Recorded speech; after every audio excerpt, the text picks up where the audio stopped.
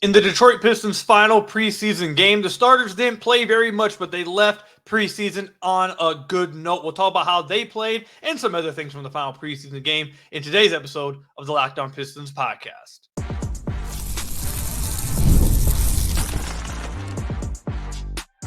You are Locked On Pistons, your daily Detroit Pistons podcast, part of the Locked On Podcast Network, your team every day.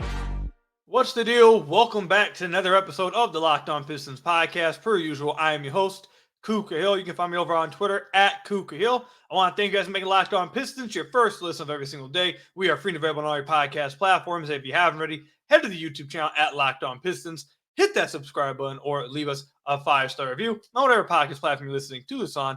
That's another great way to support the podcast. And today's episode is brought to you by Game Time. Download the Game Time app, create an account, and use code LOCKEDINNBA for $20 off your first purchase. You'll hear more about Game Time a little bit later.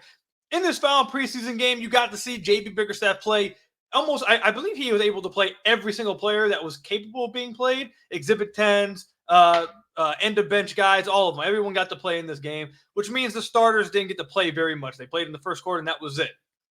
But they played really well, and I want to talk about how they looked first. And then also I want to talk about some potential issues that you saw rise during this game that maybe need to be addressed, I would say, relatively soon for the Pistons. And then also some guys ending preseason off with a bang, like Simone Fontecchio found his shot. We'll talk about them a little bit later as well. But obviously I want to start with where the starters left preseason. Heading into the regular season game, the Pistons played their next game on the 23rd against the Indiana Pacers. If I am correct, that is their opening night game at Little Caesars Arena as well. When I tell you this game, this final preseason game, in just those 8 minutes that the starters got to play, if that was like the best brand of basketball that you could imagine them playing. It wasn't even the fact that they were up. I believe at the end of their 8-minute stretch, they were up by 5. It's not even about the fact that they were up by 5 on a really good Cleveland Cavaliers star unit that had Darius Garland, Donovan Mitchell, Jared Allen, Evan Mobley, and Karis LeVert. It was how they were doing it. It was how they were playing. It just looked so much more like an NBA team versus last year. You just play that 8-minute stretch and compare it to any stretch from this past season for the Detroit Pistons, and it just looks completely different. There's a few plays that I want to point out that really showcase what I'm talking about. There was a play where Tobias ends off, and I'll probably break these plays down on my personal YouTube channel tomorrow. So go hit the subscribe button at my personal YouTube channel. That is Ku Kahil on YouTube. Go hit the subscribe button over there. You guys will see this breakdown tomorrow.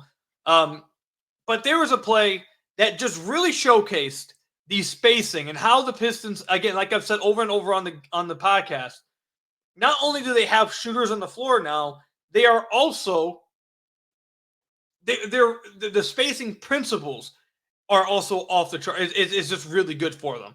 So what I'm trying to say is this. Let me go ahead and explain it to you guys.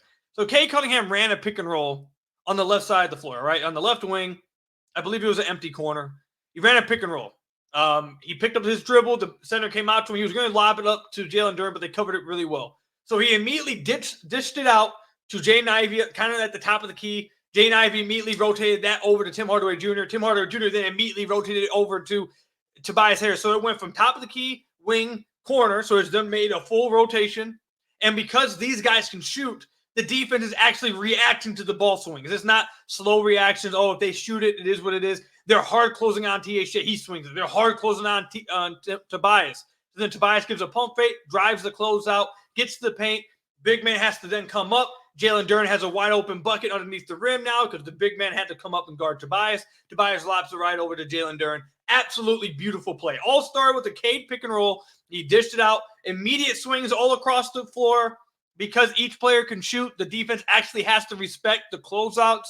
And they have Tobias that is capable of attacking the closeout and making the simple read to a lob to Jalen Duren for a very easy bucket. Just that play right there, it may not sound like it's not some highlight play that you'll see on the ESPN Sports Center top 10. Like, you're not going to see it there. But if there was any play I could have pulled from this game the showcase that these Detroit Pistons are giving reasons for hope this upcoming year and reasons to believe that they could be better than you expect, it's a possession like that. That showcases that the Detroit Pistons actually have spacing around their best players and guys that can make things happen because of that spacing. You could even just look at Cade's numbers in just those 8 minutes. He had 6 points, 4 assists, 3 rebounds, a steal, and 2 of 3 shooting. Drew some free throws as well. And that's just in 8 minutes of action. Duren was 3 of 3, 6 points, 3 rebounds, 2 assists. Tobias was 2 of 3. Tim Hardaway Jr. was 1 of 2. Jaden Ivey was 1 of 1. They were getting good looks offensively almost every single possession. Based on it all came from a core. Like it all started with the Cade Cunningham either pick and roll or mid post isolation into a pick and roll, or it's all stemming from your best player creating the advantage. So you run a pick and roll with Cade, the defense either reacts. He took a few middies. He was able to, by the way, want to shout out Cade because he actually, I have to believe somehow, maybe Jalen Duren played the podcast for him. I don't know. Maybe asked him, show him the podcast. I don't know. All I know is that last podcast, I was begging for him to please start extending his arms and ripping through to draw fouls. And in the first 2 minutes of this game, he extended his arms, ripped through, and drew a foul. Okay, I had like 5 of you guys tweet at me as soon as he did it. I almost started crying when he did it. I was like, oh, thank God. He's doing, like, it would be so easy for him to draw free throws if he just ripped through. He did it, so I want to shout that out. I was so happy to see that. But like I was saying, the offense was just stemming from Cade making the defense react. And because there's actual spacing at each position, because there's actual players on the floor that the defense has to react, there's way more space for Cade to operate. And if he wants to dish it out, it gives every player on the floor spacing to make a play. It gives every player the opportunity to either shoot or catch, attack a closeout, and then make a play for someone else. Last year, there was guys in the dunker spot. There's another guy on the block. There's guys running around all over the place. There's guys standing right next to each other. You just can't make plays like that out of the half court. You just can't. It's going to be tough. It makes it easy for the defense to guard you. And the entire 8-minute stretch from these starters was just beautiful. It was beautiful basketball simply because they actually had spacing on the floor and in good spacing principles. I loved watching it. The 8-minute stretch. And this was against not a trash team. The Cavs played their starters for 26 minutes. The Cavs have a really good team. Darius Garland, Donovan Mitchell, Evan Mobley, Karis LeVert, Jared Allen. The Pistons were making them work. And instead of the Pistons having a double big lineup, which, again, people always try to say that the double big matched up well with Cleveland. I completely disagreed for years. The Pistons don't have, no one's going to have the personnel. There's some teams, but not many are going to have the personnel to out double big the Cavs. That's not how you beat them. Allowing Evan Mobley and Jared Allen to stay around the rim because you're trying to out double big them is not helping you. You're just going to get destroyed on offense. They're going to swat shots. You're not going to get any easy shots because all you're doing is allowing their best defenders and their length to hang out around the rim, and they can rotate down. I've never agreed with that.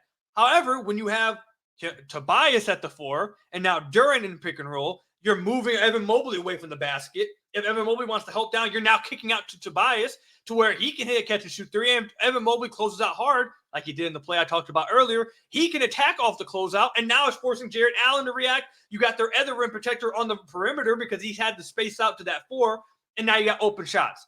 I never understood the whole idea of, if you go against those double bigs in Cleveland, we also need to be able to go double bigs. No, that's not how you beat it. How you beat it is you pull those guys away. You pull them away from the basket. You can't allow both of them to be at the basket. You're not going to out-rebound them. You sure as hell aren't going to – you're definitely not going to out-rebound them. And you're going to allow them to just dominate the game defensively if you allow them to stay like that. And in this game, I understand it's preseason, but you got a quick look that with having an actual 4 in Tobias Harris, not only does it just open up the floor for Cade and Jaden Ivey, it also allows you to do different things and allows teams to not play you, or it doesn't allow teams to play you the same way they were trying to play the Pistons last year. You can't sag off these guys and try to rotate the rim and make plays defensively. They have Cade and hopefully Jaden Ivey this upcoming year who are capable of making plays when you do that. And they actually have players now on the floor that will make you pay in Tobias Harris, in a Tim Hardaway Jr., in Malik Beasley. I thought the starters left preseason on an absolutely amazing note. absolutely amazing note. I thought they showcased exactly why you should be excited for the Pistons season this upcoming year. At the very least, offensively. And even defensively, man. Look, I can't wait for the regular season to actually start because the Pistons defensively, guys that you don't consider as defenders, actually were like competing defensively and giving it their all. Even THJ, he's not a very good defender, but I saw him giving full-on effort. If these guys would just give that type of effort every possession, you can get the most out of them and maybe be like for example, when I was just looking at the paper of this roster, I was saying like, yeah, this is probably a bottom 3 defensive team, like just based off looking at on paper. If you can get that type of effort out of everybody and the veterans every single possession, JB might be able to squeeze out them being like maybe a 20th, 21st ranked defense, which is still bad. It's bottom 10, but you're at the back end of it. Like you're getting more out of them than you otherwise should. So I'm excited for the regular season, man. I thought the starters gave every reason to be hopeful and every reason to be excited for this team, man. I can't wait to see this offense, this added spacing with these guys on the floor. I think it's going to be a lot of fun. It was a lot of fun in preseason. So hopefully it continues to be fun during the regular season. So let me know in the comment section down below or over on Twitter at @KukaHill. How do you guys feel about how the starters ended preseason? How excited are you guys heading into the regular season for the Detroit Pistons? Again, let me know in the comment section down below or over on Twitter at @KukaHill. When we come back, there is one issue that popped up tonight in this game against the Cleveland Cavaliers, and I think it's an issue. It's an issue that needs to be solved relatively soon for the Detroit Pistons. Hey, NFL fans, you can start the season with a big return on FanDuel, America's #1 sportsbook. So when you get a hunch in the middle of the game, you can check out the latest stats, view live play-by-play, so much more on the same page where you place your bets. You'll get started with $200 in bonus bets guaranteed when you place your first $5 bet. I've told you guys this many of times. A few years ago when betting became legal in Michigan, I didn't know where to go. I didn't know what to try out. I tried out FanDuel. I have not turned back since. It's super easy to use, super self-explanatory, and most importantly, super fun to use. So definitely go check out FanDuel. 2 weeks ago, just for example of something you can do on FanDuel, I saw the Arizona Cardinals plus 7.5 on FanDuel. Thought that was way too big of a spread. Went ahead and took that plus 7.5 and made some cheese over on FanDuel. Had a lot of fun doing it, I have to say. So, again, that's something you can do with FanDuel. You'll also get started with $200 in bonus bets guaranteed when you place your first $5 bet. That's with FanDuel, America's #1 sportsbook. So I want to thank you guys again for making Locked On Pistons your first listen of every single day. We are free and available on all your podcast platforms. If you haven't already, head to the YouTube channel at Locked On Pistons. Hit that subscribe button or leave us a 5-star review on whatever podcast platform you're listening to this on. That's another great way to support the podcast. I had a few of you guys reach out to me and say, "Hey, Koo, man, why do you, when you do the FanDuel read, FanDuel read, why do you keep shouting out the same bet that you hit with the plus 7.5 Arizona Cardinals?" If you want me, look, if I'm going to be completely truthful with you guys, there's a reason why it's only that one. That's the only one I've hit in the last month. Okay, so can't tell you guys losers. You feel me? Like, it's not all sunshine and rainbows. You lose some. You feel me? If you're struggling like I am. But I hit that 7.5 with the Cardinals, okay? That's what we're in. And I'm going to keep using that one until we hit on another one. So hopefully 2 months from now, you're still not hearing me say, yeah, and 2.5 months ago, the Cardinals, blah, blah. Just had to let you guys know why that is. Wish me some luck, man. I need some luck. If you guys got some slips for me to tail, go ahead and send them to me, man. I need some help. You feel me? It's not going well for me to start the NFL season, especially in fantasy too. Anyways, I'm getting too far off. Let's talk about the issue that popped up tonight for the Detroit Pistons that needs to be solved pretty soon. And it is, I guess you won't call it the backup point guard issue because technically I guess the Pistons have their backup point guard in Cade and Ivey because they've been staggering them. In this game, they did a 5v5 substitution. I saw people freaking out. It literally was only because those starters were just not done for the night, and JB wanted everyone to be able to play in the final preseason game. He's not going to do a 5v5 hockey substitution. That's not going to happen, okay? Everyone needs to calm down. I saw people were sending me PTSD gifts. Look, I get it, okay? It was funny. It got a few laughs out of me, okay? But I saw some people actually freaking out. That's not going to happen during the regular season.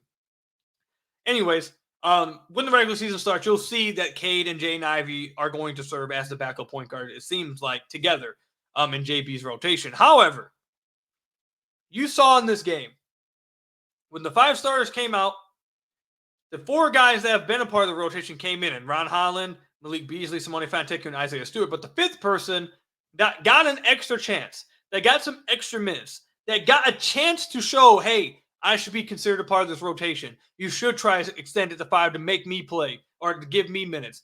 The 5th person added was Marcus Sasser. And when I tell you guys, this probably could not have went any worse for Marcus Sasser. The first 2 minutes of his action were dreadful. I believe after the first 5 or 6 minutes, JB pulled him out for Dennis Jenkins and talked with him over on the side after he had traveled. That after the starters came out and that stretch with Marcus Sasser as point guard, like that 10-minute stretch, and even in the second half, it showcased exactly why the Pistons need to get a point guard. The Pistons cannot go throughout this season without a point guard on this team. They cannot do it. Right now, they got Cade Cunningham as a point guard. I think Jaden Ivey will soak up the backup point guard minutes, but I don't know if you should consider him a point guard, though he'll soak up some of the backup point guard minutes, obviously. If Ivey, knock on wood, if Ivey or Cade miss any time, this team is screwed. This team is absolutely screwed as soon as it happens. And if we're all going to be realistic, I highly doubt either of these guys are going to play 82 games. Like, again, knock on wood, but the likely scenario is they're probably going to get dinged up at one point and miss a few games. Okay, it happens throughout NBA season. And the Pistons do not have an option for when that happens. When they get hurt, knock on wood one more time. If they were to get hurt, they have no option to go to. You can't play Sasser as the backup point guard. He has showcased over and over and over and over and over and over and over and over again for the better part of the last year and a half that he is not a point guard. That is not what Marcus Sasser is. Continuing to try and make him a point guard just continues to be like banging your head against the wall and wondering why the wall won't move. It's insanity. It's not going to work. He's not a point guard. And the Pistons don't need to go get a point guard that's going to take minutes from Ivey or Cade. They need to go get a third point guard. They need to go get a third guard that is on the bench. And then if someone is, let's say either Cade or Ivey are playing really bad and JB wants to stick it to him and wants to sit him down, make him watch, something like that, you can play him and survive. If one of them were to, knock on wood, get hurt, you can play them and survive. Right now, the Pistons don't have that. When one of those guys are not on the floor, they have no one that can create an advantage for themselves. That stretch without either one of them on the floor after they came out after the 8 minutes was absolutely dreadful to watch in the half court. The Pistons, I believe, almost had a shot clock violation, I believe, in like 4 of their next 5 possessions. Like, I believe they had an actual shot clock violation once, and then multiple times when it ended up in heaves at the end of the clock because they just no one could create an advantage for each other. They turned it over multiple times. Marcus Sasser had 4 turnovers himself. And look, Marcus Sasser is just not a point guard, and they don't have anyone else that can be an advantage creator outside of Cade and Ivey. When they're off the floor, it's over with. So the Pistons need to go get a point guard. They have to go sign somebody. I've been banging the drum for Markelle Fultz. They need to go get someone that can play. They don't need to be a part of the regular rotation, but if something happens or you need to play someone or you need another point guard on the floor, they need to do it because they don't have it right now. And it looks really bad without Cade or Ivey on the floor. Like, seriously, legitimately terrible without one of them on the floor. It's bad. They need to take it. They need to do something with that. Absolutely need to do something with that. Outside of that, there's nothing else really like negative or anything else. I think the Pistons desperately need to clean up from preseason. Obviously, you can always get more clean with your game, with making less mistakes, whatever. But outside of the backup point guard issue, or the third point guard issue, I should say, there's nothing else that really jumps out at me. I really liked the rotation from JB throughout preseason. I really liked how the starters played. I really liked how Ivey played, obviously. I really liked how Cade played. I really liked how Tobias played. I thought Jalen Duren got better as the preseason went on. I like how he closed it out. I like how he played defensively. in the last 2 games of the preseason. Yeah, man, I don't got nothing else that is like a desperate concern or need for the Pistons. They should.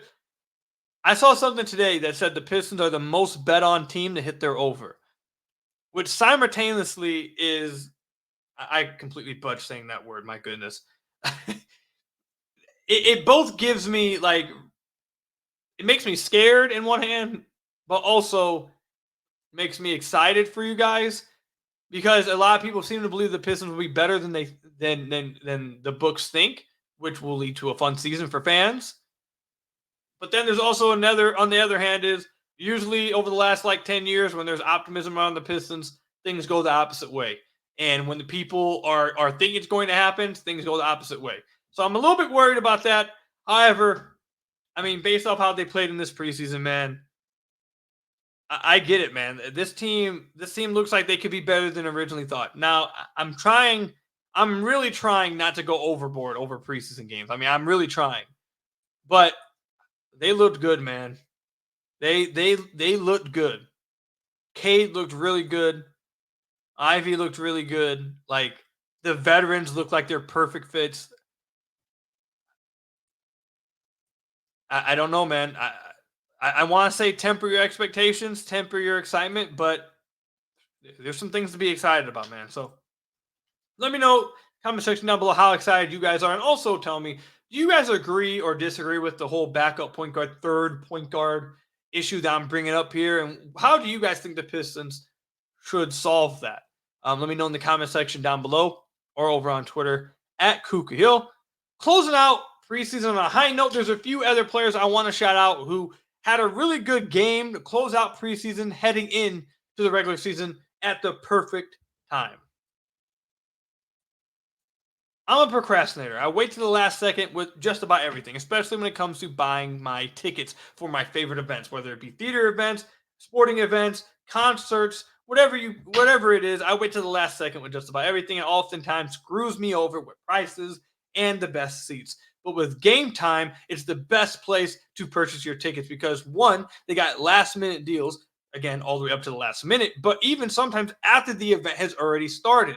And along with that, not only will you get great prices and great deals all the way up to the last minute, you also get to see your seat from your app. No longer buying tickets and then getting to the event and being shocked about your seats being trash or your seats not being the best. No, you get to see right in Game Time whether these seats are for you, along with whether the price is for you. Along with this, you also got the lowest price guarantee, and Game Time will credit you 110% of the difference. Your purchase is also covered with the most flexible customer service policy in the ticketing industry. Download the Game Time app, create an account, and use code LOCKEDINNBA for $20 off your first purchase. Terms apply. Again, create an account and redeem code LOCKEDONNBA for $20 off your first purchase. Download Game Time today. What time is it? Game time. So I want to thank you guys again for making Locked On Pistons your first listen of every single day. We are free and available on all your podcast platforms. If you haven't already, head to the YouTube channel at Locked On Pistons. Hit that subscribe button or leave us a 5-star review on whatever podcast platform you're listening to this on. That's another great way to support the podcast. And also, if you haven't already, I really would appreciate it if you guys went over to my own personal YouTube at Kuka Hill. On YouTube, I'm breaking down my favorite plays from Piston games. It will be happening after every regular season game. If you're interested in some of that, go hit that subscribe button at Kuka Hill over on YouTube as well. I really would appreciate it. Just wanted to shout out a few guys that I thought ended preseason on a high note. Tim Hardaway Jr., I thought played a lot better in this final game. He finally hit a three. He didn't play out of this world. He didn't play great. But I thought he looked better in this game than he had in previous games. So wanted to shout out THJ. Thought he looked a little better tonight. Jalen Duren, like I mentioned earlier, I thought had a really good night operating as a pick and roll lob guy, pick and roll man, and also continued to attack shots at the rim on defense. Ended up the game in just 8 minutes with 1 block. But had a few other contests at the rim that I really enjoyed seeing him continue to make an effort to, be a rim protector of some sort. I loved what I saw from Cade in the first 8 minutes. I thought he was orchestrating the game perfectly. He finally did the rip through that I've been begging for him to do, to draw free throws. I thought he was operating in the mid-range perfectly. I thought he was playing his best. Those 8 minutes, I think, probably was Cade's best 8 minutes of the preseason. Just, he looked like he was in full control of the entire game and was getting the offense exactly where they wanted to go, getting the right shots for the team at every single possession. I thought he looked absolutely perfect out there in those 8 minutes. Easily the best 8 minutes of preseason for him. Ron Holland, I thought, was pretty good in this game as well. Just absolute hustle guy, and is going to fill the box score just because of how much his motor's is at 100% at all times, man. He hit a 3 tonight, which was good. He had a few layups in transition as well that were nice to see. But really, man, his ability to just be constant motor is crazy, man. He had 6 rebounds, 3 assists, a steal, and a block. He's just all over the place, man. All the time, he's just all over the place. So I thought he looked pretty good in this final game. But the player I really wanted to spend time with was Simone Fontecchio. I thought Simone Fontecchio was struggling so far in preseason, and I thought that the team was kind of, I don't know if they were struggling about how they wanted to use him, or if that's actually just how they wanted to use him in previous games. They just didn't have a big role for him. We'll see in regular season. But I said this on the podcast recently too. I just felt like they weren't really using him how I expected them to use him, and he wasn't being used to the usage that I was expecting him to be. But also, I thought he wasn't playing his best anyways as well. The ball was being a little bit, or it was sticking a little bit too much with him as well. I don't think he was playing his best before this game. But in this game, I thought he broke out of his slump, and he showcased why he should be a pretty significant role player for this team. 6 of 11 from the field. 10 of those 11 attempts were from 3. Got a lot of threes up. Hit 5 of his 10 threes. Had 18 points in just 18 minutes. I mean, that's the kind of guy you need on the floor. A high-volume three-point shooter that's going to drain 40% of them, have that type of gravity, take those amount of attempts, be able to hit catch-and-shoot threes, movement threes, off-the-screen threes, like just be able to do all that and also be able to attack closeouts when they close out too hard. I thought Simone Fontecchio, after struggling a little bit throughout preseason, I thought he ended it on a perfect note. I thought he played extremely well. And I'm hoping that he's a featured part of the rotation. I hope it's not just like 13 minutes or anything. I hope he's a featured part of the rotation because they really do need his spacing and his willingness to get up threes. You can't just be a shooter. You have to get up a volume of them. You have to get up a pretty good chunk of threes for defenses to really respect you and have that type of gravity. And Simone has a quick trigger. He's also a fantastic shooter. So at his size as well, he's not just forfeiting on defense either. He'll give effort. He is relatively strong as well. So I like the fact that he closed out on a good note because I was getting concerned that maybe JB wouldn't play him or have him as high in the rotations I'd like him to be. So I'm happy he closed out this way. Hopefully he has a pretty big part of the Pistons rotation. I would start him with Tobias. I think that's your best lineup, your best spacing with size, whatever, with Cade and Ivey. But it doesn't look like that's going to happen. I'm just hoping he's going to get 20-plus minutes a game, especially when he's on the floor with Cade, because him and Cade looked really good this past year, last season, on the floor together, and you kind of saw it in the final game tonight. So, but that's all I've got for you guys today, man. Let me know how you guys felt leaving preseason. What's your overall thoughts on the Detroit Pistons heading into the regular season before they open up against the Indiana Pacers on the 23rd? Again, let me know in the comment section down below or over on Twitter at @KukaHill. Thank you guys for making Locked On Pistons your first listen of every single day. Free and available on all your podcast platforms. Hit the subscribe button at Locked On Pistons and also at KukaHill on YouTube for some film breakdown, my goodness. Or you can also leave us a 5-star review on whatever podcast platform you're listening to us on. Till next time, I'll see you guys later. Stay safe out there, everybody. Till next time, peace out.